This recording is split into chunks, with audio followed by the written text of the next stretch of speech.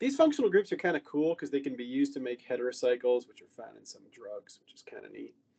Okay, so where we left off last class was talking about shift bases or amines and enamines. If you go back here a few slides, there was a slide where we reviewed the difference between an imine, which is shown here. So we have, oops, my Apple Pencil, it's not connected. There we go. So we have, come on, we have an imine and then we have an enamine. So you need to know the difference between these two. And the major difference is the type of nucleophile you use. So if you're using a primary amine or ammonia as your nucleophile, so we'll put here primary amine. So this is a primary amine. We'll pencil in here or NH3. In that case, you end up making an imine.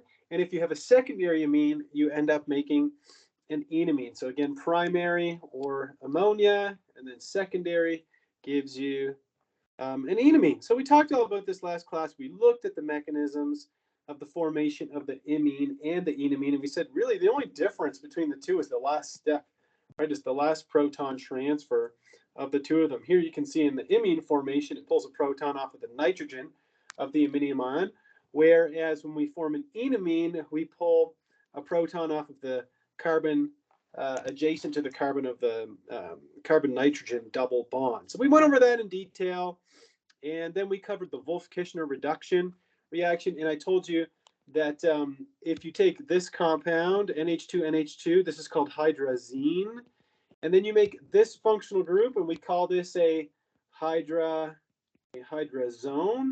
and then a hydrazone can be treated with potassium hydroxide, aqueous, just heat it up, and you end up converting it to just a methylene group. So it's like akin to a Clemmensen reduction. And we're actually going to learn another way to reduce a carbonyl down to a methylene group today as well. So we went over the mechanism of the Wolff-Kishner reduction. And yeah, and that's where we left off as we solved this problem last class. And so I want to move on to this one here. If you look at our textbook, it gives you a little more information about these reactions than I have in my slides, but I'll just kind of go over it with you. The first one, we're taking this ketone. This is called 3-pentanone, and you're treating it with this interesting compound here. You've got an acid catalyst, and then you have NH2OH. Well, if you have RNH2, right, that's a primary amine. So if you replace the R with an OH group, this is called hydroxylamine. So hydroxylamine.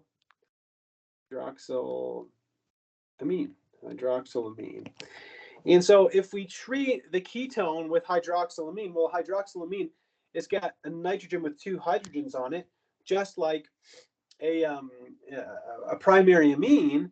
And therefore, if we're removing water, we have our acid catalyst. What we're going to end up with is our carbon chain, but we're going to have a double bond to the nitrogen. And then instead of an R group off of here, the R group is going to be a hydroxyl.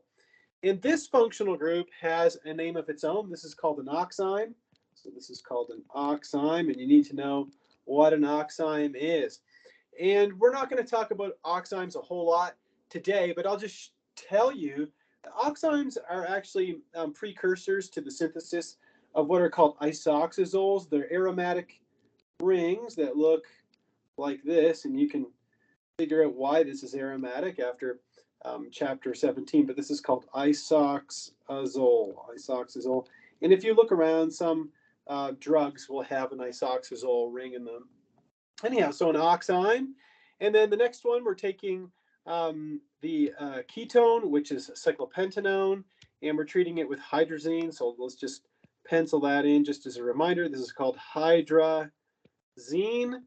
And from a ketone and hydrazine, we make a hydrazone. And we went over that at the start of the class. So we end up making a hydrazone, which is an intermediate in the Wolff-Kishner reduction. And there you go. Just like that, there's our hydrazone. All right. There we go, a hydrazone. And I just penciled this into my notes. You don't have to know this. I just put it in there for fun. But a hydrazone is a precursor to another cool kind of heterocycle that's also aromatic. This is called an oxidiazole. So And there's a couple of different types of oxidiazoles, but this is an oxadiazole. And again, it's something that you might find in some marketed drugs, aromatic rings. Anyhow, so there we go. Two new functional groups, the oxime and the hydrazone. I know that we mentioned the hydrazone last class, and what are these used for? Well, besides this being used for a Wolff-Kishner reduction, so let's say we were to take this compound and treat it with potassium hydroxide and water and just heat it really hard. What we're going to end up making is cyclopentane. Yeah, the hydrazone and the oxime can be used to make some interesting aromatic heterocycles. Well, let's move on from there and try another problem that deals with amines and enamines. So I think that both of these are actually going to involve enamines by the looks of things. How did I know that? Because in the first problem, dealing with a ketone and a secondary amine, and in the second compound, I have a ketone and a secondary amine in the same compound. And so let's start with the first one, and let's draw what the enamine is going to look like. So here's our carbonyl compound, treating it with a catalytic amount of acid. We're removing the water, and what do we end up with? Well, let's start by drawing our five-membered ring where our carbonyl is in the cyclopentanone. So what are we going to have? We're going to have a bond to the nitrogen, this nitrogen here, the only nitrogen, and then it's got two cyclohexyl groups coming off of it. So let's put a cyclohexyl group here, and we'll put another cyclohexyl group over here like that.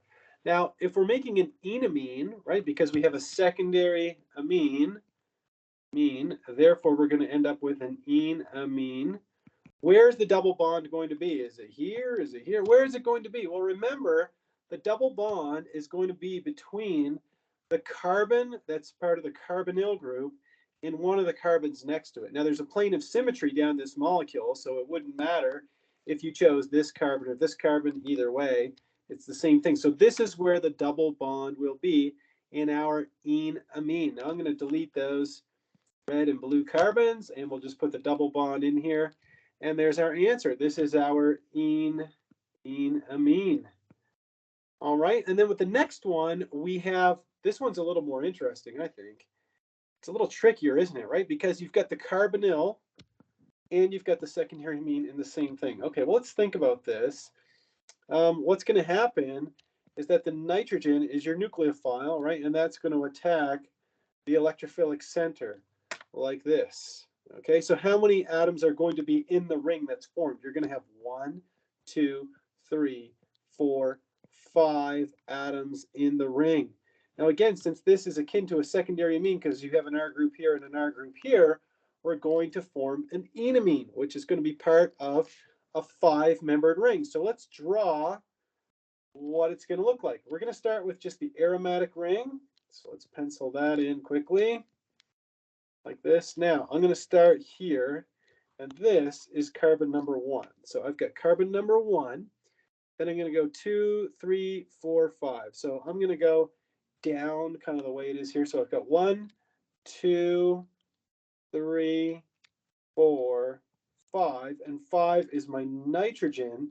And since the nitrogen, number 5, attacked the carbonyl, number 1, that's where my bond is going to be. Look, I'm going to number the carbons 1, 2, 3, 4, and the nitrogen 5. Now, what isn't changed? Well, there's 2 methyl groups on carbon 3, so let's scribble those in. I've got a methyl group here and a methyl group here. Now, where's the double bond going to be? Remember, like the first example, the double bond is going to be between the blue carbon that I'm penciling in here, and then one of the carbons next to it. There's this one here in red, and then there's also this one in green. Well, it can't be on the one in green because you can't make 5 bonds to carbon. Therefore, the double bond must be between the red and the blue carbon, which would be part of the ring, and or the new ring, I should say, and it's going to be conjugated to the aromatic ring. So the bond would be between carbons 1 and 2, like that. Now you notice that there's something else missing in my structure. Does anybody notice what else is missing? Just a little practice in counting carbons and alkyl groups. My structure is close, but it's not right. There's something missing. Does anybody notice what's missing?